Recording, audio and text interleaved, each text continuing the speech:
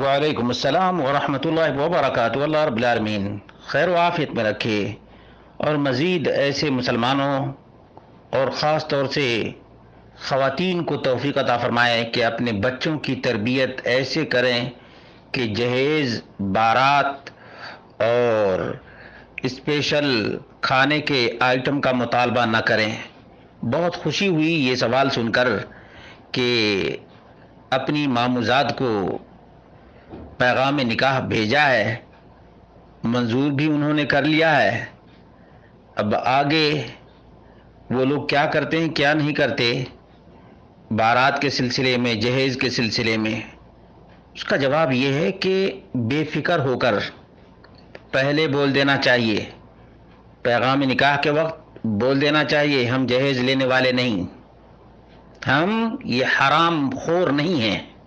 हराम खोर नहीं हैं, हम अल्लाह पर भरोसा करके अपनी मेहनत और मशक्क़त से रोज़ी रोटी कमाने वाले हैं और हम मुसलमान हैं, हम मोहम्मद रसूलुल्लाह सल्लल्लाहु अलैहि वसल्लम के वफ़ादार हैं, हम नबी करीम सल्लल्लाहु अलैहि वसल्लम के गुस्ताख नहीं हैं। आजकल वैसे भी गुस्ताखी की बहुत बातें हो रही हैं,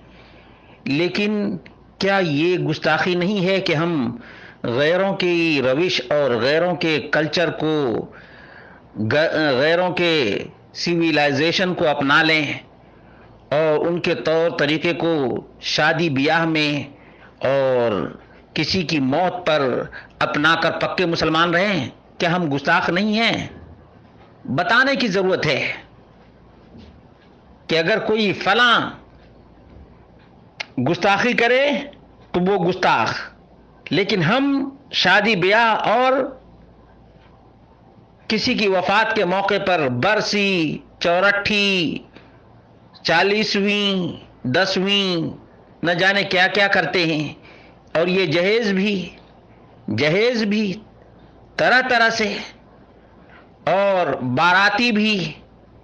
ये सब नबी करीम सल्लल्लाहु अलैहि वसल्लम की मुखालफत है, आपकी नाफरमानी है और अल्लाह रब्बुल आलमीन ने नबी अकरम सल्लल्लाहु अलैहि वसल्लम की नाफरमानी से मना किया है। इसलिए अगर वो लोग राज़ी हैं तो ठीक, वरना गुस्ताखी में, बारात ले जाने में और जहेज़ लेने में नबी करीम सल्लल्लाहु अलैहि वसल्लम की नाफरमानी नहीं करनी चाहिए। दो टोक अंदाज में कह देना चाहिए कि हम नबी करीम सल्लल्लाहु अलैहि वसल्लम के वफादार हैं, हम नबी करीम सल्लल्लाहु अलैहि वसल्लम के गुस्ताख नहीं हैं और ना अग़यार के तौर तरीके और उनके रस्म व रिवाज को अपनी शादी के मौके पर इस्तेमाल करने वाले हैं। हम सीधे तरीके से, इस्लामी तरीके से सुन्नत मुस्तफ़ा सल्लल्लाहु अलैहि वसल्लम की रोशनी में शादी करना चाहते हैं, वाज़ेह कर देना चाहिए।